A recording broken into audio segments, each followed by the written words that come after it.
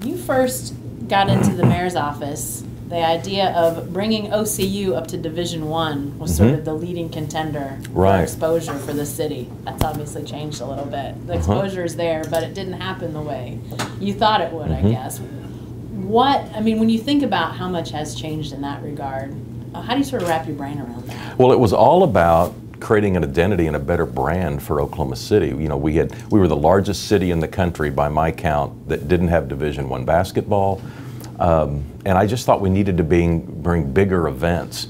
I was talking to the OU about playing conference games in what was then the Ford Center, and OCU going back to Division I just seemed like a natural progression to me.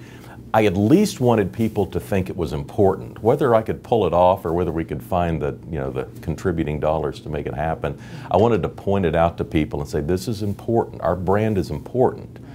And it was a conversation starter, really more than anything else. And then I was, by the summer of '04, just a few months into office, I was into New York talking to the NBA and the NHL about the same sort of thing. Right. When you talk about raising the brand, why did you think sports would be such a mechanism to that? Well, I just thought it was the easiest way, because when I would travel soon after I was elected mayor and start talking about Oklahoma City and I would introduce myself as the mayor of Oklahoma City, I began to see a pattern that people were feeling sorry for us, because the last time they'd thought of Oklahoma City before I walked in the room was the bombing in 1995. And I also noticed that the media called it the Oklahoma City bombing. And then in 1999, there was the horrific tornado that touched the southern limits of Oklahoma City, and it was called the Oklahoma City tornado. And not every major catastrophe takes the name of a city with it. In fact, most don't, but for some reason ours did. And I just felt like it almost started to sound like a name of a sports team, the Oklahoma City bombing, the Oklahoma City tornado. And I thought, as I talked to job creators and entrepreneurs, I can't build an economy around sympathy. And we've got to get something positive associated, whether it was Division I basketball or NBA or NHL. Sports was going to be the perfect vehicle to give our city's brand something positive to connect with. You'd been in sports before, obviously. You took office. How did people react to that when, obviously now the NBA people see it. I mean, they can sense what you're talking about. But in those days, was it an uphill climb when you started talking about we're going to use sports as one of our vehicles to do this? Was that an uphill battle at all? First on OCU, I noticed there was a we and a they. There was a pronoun problem. So when I would talk about how Oklahoma City University was important to our brand because it was named had the same name as our city, people would say, well, I don't know what they're doing. And I would say, wait a minute, if you're for Oklahoma City, that's got to be our university. That's we. And the people that cared about Oklahoma City University were just, I think, pleasantly surprised at the way I perceived. If you had Oklahoma City in your title, that we had to realize we were joint partners in success and failure.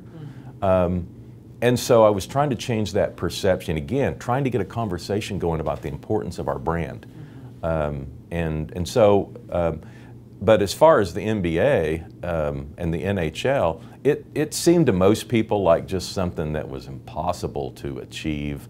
We didn't think of ourselves in those circles. We'd been a minor league city since 1889, and it was easy to assume that was going to stay that way.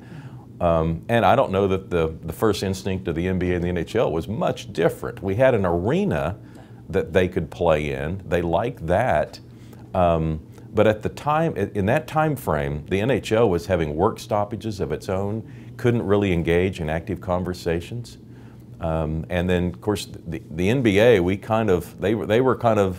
they learned a lot about us that they really hadn't remembered or didn't know.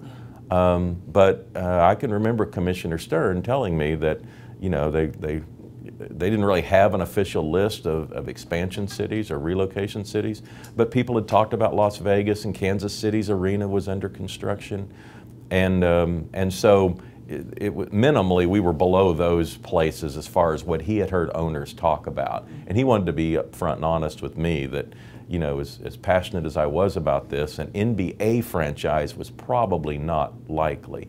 And he was even willing to try and help me get a hockey team because he thought that wasn't out of reach. Yeah. Because there might be some anarchy anarchy's probably not the word, chaos, right, yeah, amongst the NHL cities. Coming out of that work stoppage, there was a lot of fan resentment, and who knew what owner might just want a fresh start in some place, and you know, if we're sitting there with an arena, maybe that could work. Yeah, yeah, and obviously circumstances were what they were, and NBA ended up being the one, but when you think about how, you know, now 10th year of the Thunder, we had the 2 years before and the dark year between. I mean, 13 years essentially with NBA in town. There's almost not been a time since you've been mayor that the NBA hasn't been here, which is kind of crazy to think how quickly that changed. But when you think about the profile of the city and how that has been enhanced, can you put your finger on how that has changed? It's immense, but you know, it's hard to evaluate the importance of the brand and the value of the brand and how far it's come. You know, there's all sorts of anecdotal stories, and people love to tell them to me. You know, about you know, I meet people across the country, and you know, some person on the East Coast will say, "My kid is a huge fan of your team, and I don't know why." And they love to tell me that, you know, their kid has posters of our players on their bedroom wall. Oklahoma City across their chest, right? And they live in some far off place. And you know, I was a kid growing up in Oklahoma City, and you know, bought sports cards and collected cards, and you know, you'd see all these other cities' names on there, and you'd ask an adult, you know, hey, could Oklahoma City get in there? And they say, you know, they'd explain all the reasons why, and you just kind of grew up with that assumption, you know. But what Clay Bennett and the ownership group have now done is, now in the NBA office, there's a standard called the Oklahoma City model. I mean, we are the model of how they want a lot of franchises to work. And in a lot of those NBA cities that have, you know, they're the only franchise in town, and we're, what, I don't know, one of 5 or 6 probably. The Oklahoma City is the model. Local ownership, an ownership base that isn't trying to squeeze their own personal living expenses out of the perceived profits that they might be getting, but is doing it for the community.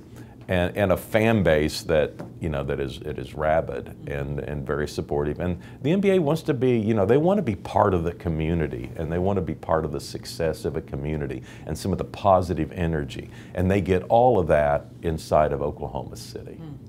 When you think about, I mean, this is a city that's been transformed for a lot of reasons since, you know, it's not the same city as when you took over, obviously. That's right. There's a lot of reasons for that, obviously maps and people believing and all of that, but what role do you feel like sports has played in that transformation? And maybe it's in ways that aren't even sort of thought of by even the big sports fans in town. Yeah, you know? Well, I think what it did is it validated other things. And so if you hear something positive about Oklahoma City, the idea that there was an NBA team there just kind of validated that positive image.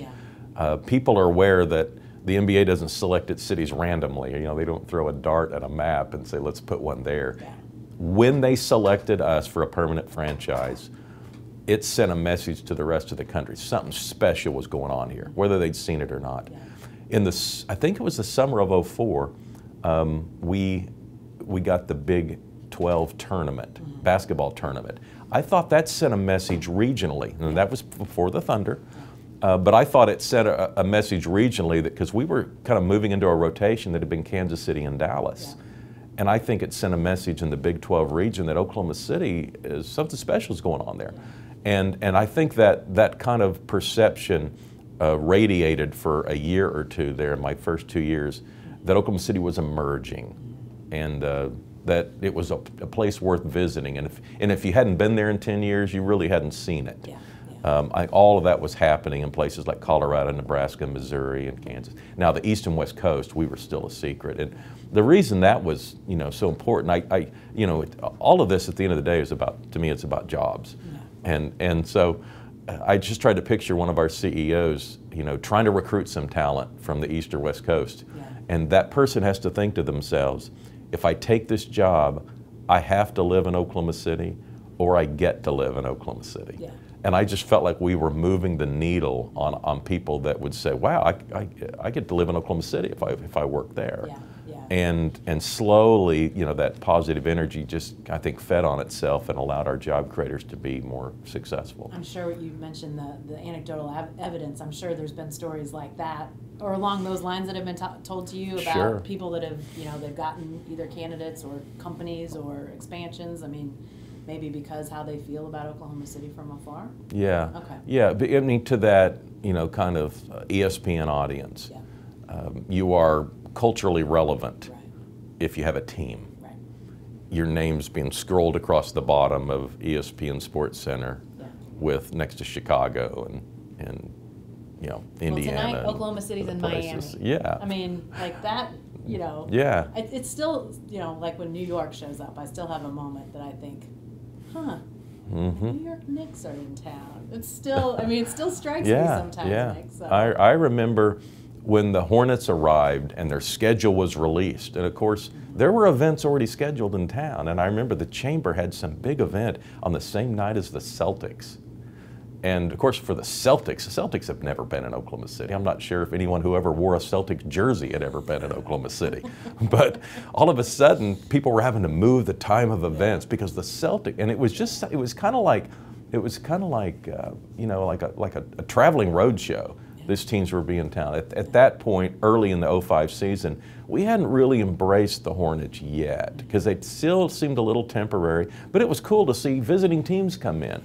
And then what happened was there were a couple of last-minute come-from-behind victories, and all of a sudden the city fell in love with the team. There was this perception they were never going to leave, and you know, by December it felt a lot different, and no longer did it matter so much if the Celtics or the Jazz, because we were there to watch our team, and that took a while.